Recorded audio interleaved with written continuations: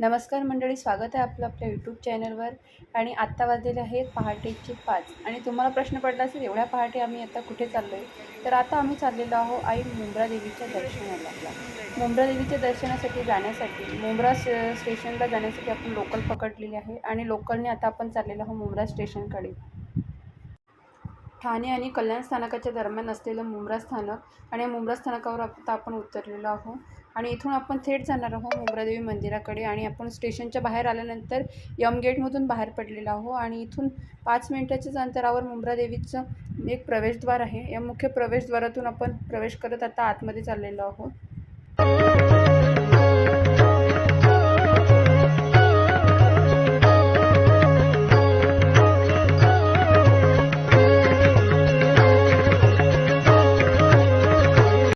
आता आपण चालत आलेलो आहोत थेट मंदिरांच्या पायऱ्यांजवळ. ही आहे मंदिराची पहिली पायरी. या पहिल्या पायरीपासून ते मातेच्या मुख्य प्रवेशद्वारापर्यंतच्या शेवटच्या पायरीपर्यंत इथे अनेक भाविक भक्तजन हे कापूर लावत किंवा कुंकू अक्षत लावत असं दिवे लावत आपले वेगवेगळ्या प्रकारचे जे नवस असतं ते नवस इथे येऊन पूर्ण करतात. आई मुंब्रा देवीच्या मंदिराला जातानाचा जो मार्ग आहे ना तो पायऱ्यांचा आहे आणि जवळपास 735 काहीतरी पायऱ्या आहे जो. आणि आपण चालण्यासाठी सुरुवात केलेली आहे आणि इथून जो व्ह्यू दिसतोय तो एकदम भारी दिसतोय आणि तो पण मी तुम्हाला दाखवते.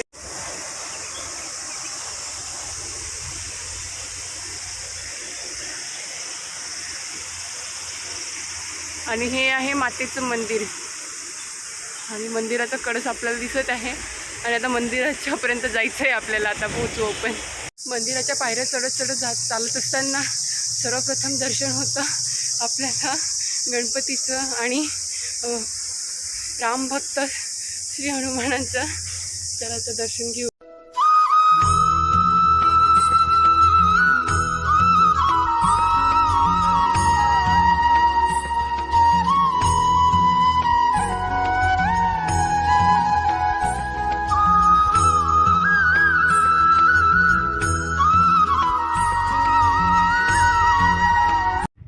आई मुंब्रा देवीच्या मंदिरामध्ये अश्विन शुद्ध नवरात्र, चैत्र नवरात्र, महाशिवरात्री आणि दर मंगळवारी भाविक भक्तांची ही मोठ्या प्रमाणात गर्दी असते. तसेच विविध भागातून आलेले विविध भाविक भक्त हे वेगवेगळ्या प्रकारचे आपले नवस पूर्ण करण्यासाठी इथे दर मंगळवारी येत असतात. घेऱ्या डोंगरामध्ये बसलेलं निसर्गाच्या सानिध्यातलं निसर्गरम्य आणि भक्तिमय असं वातावरण मातेच्या मंदिर परिसरामध्ये आहे. मातेच्या दर्शनासाठी जात असताना पायऱ्या चढणं सुरू केलेलं आहे आणि जवळजवळ अर्ध्या पायऱ्याच्या वर मी पायऱ्या चढलेली आहे. आणि आज थोडं आभाळ असल्यामुळं थोडं घाम पण भरपूर येत आहे. आणि इथं येणारा जो प्रत्येक भाविक भक्त आहे तो मातेचं नाव घेत आणि 5 वर्षाचं मुलं असू द्या की 65 वर्षाची आजी असू द्या, कोणी जरी असलं ना तरी हे मातेचं नाव घेऊन वरपर्यंत सुखरूपपणे आणि तेवढ्याच भक्तिमय वातावरणामध्ये मातेच्या दर्शनापर्यंतसाठी तिथपर्यंत पोहोचतो. आणि ही तर खरं तर मुंब्रा देवी मातेचीच कृपा आहे की कुठलाही वर गेल्यानंतर थकवा किंवा कुठलाही काही न जाणवता आणि मातेच्या आशीर्वादामुळे आणि मातेने दिलेल्या पाठबळामुळेच आपण इथपर्यंत वर पोहोचू शकत.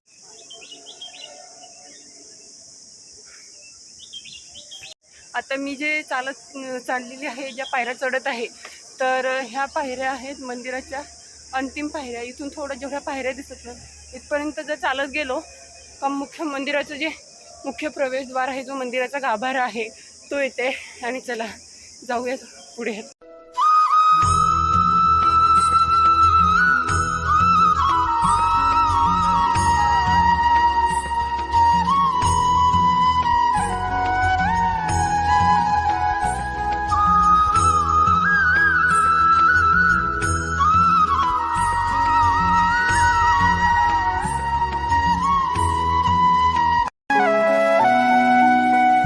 त्रिभुवन भुवनी पाहता तुझ ऐसी नाही, भुवनी पाहता तुझ ऐसी नाही. चारी श्रमले परंतु न बोलवे काही, चारी श्रमले परंतु न बोलवे काही. साही विवाद करिता पडलो प्रवाही, ते तू भक्ता लागी पावसिल वलाही.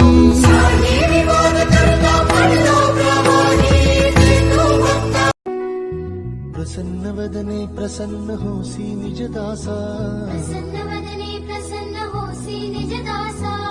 क्लेशांपासून सोडवितोडी भवपाशा. क्लेशांपासून सोडवितोडी भवपाशा.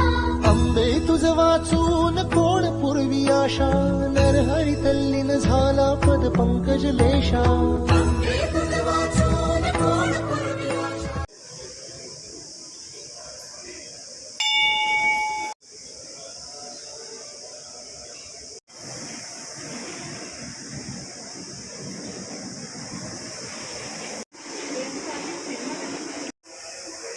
आई मुंब्रा देवीचं दर्शन झालेलं आहे आणि आता आपण आई मुंब्रा देवीला सर्व कुटुंबाला आणि आपल्या सर्व कुटुंबातील सर्व सदस्यांना आरोग्य, उत्तम आरोग्य आणि धनसंपत्ती आणि सुखाचा असा आशीर्वाद मातेचा घेऊन आणि आता आपण परतीचा प्रवास हा करत आहोत.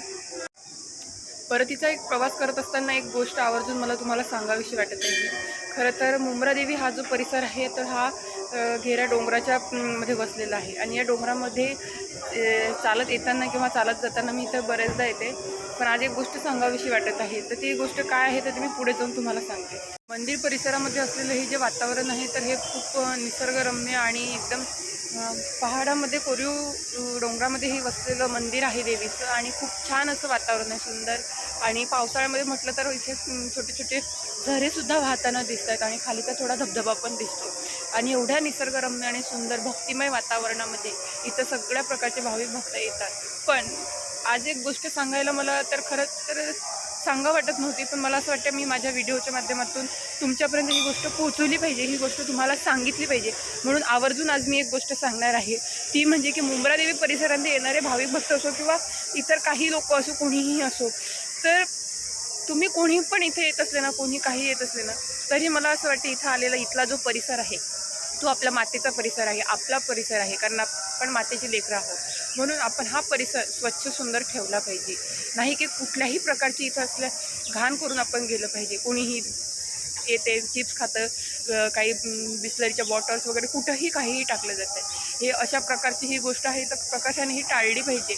हे आज मला सारखं म्हणजे आल्यावर बघितल्यावर असं वाटू लागलं होतं की बाबा ठीक आहे, आपल्याला हे सांगायला पाहिजे. म्हणून मी आज तुम्हाला सांगत आहे की बाबा तुम्ही इथेच नाही, कुठल्याही देवस्थानाला, कुठल्याही परिसराला तुम्ही जात असले तर ठीक आहे, तुम्ही या गोष्टीची नक्कीच काळजी घ्या की आपला जो कचरा आहे, आपली जे काही वेस्टेज वस्तू राहते तर ती इथं कुठेही अशी न टाकता आपण आपल्या सामानाची, आपल्या कचऱ्याची किंवा आपल्या याची आपण आई मुंब्रा देवीला येण्यासाठी जर चा जो मार्ग आहे तो मार्ग आहे ठाणे स्टेशन ते कल्याण स्टेशनच्या दरम्यान असलेलं मुंब्रा स्टेशन.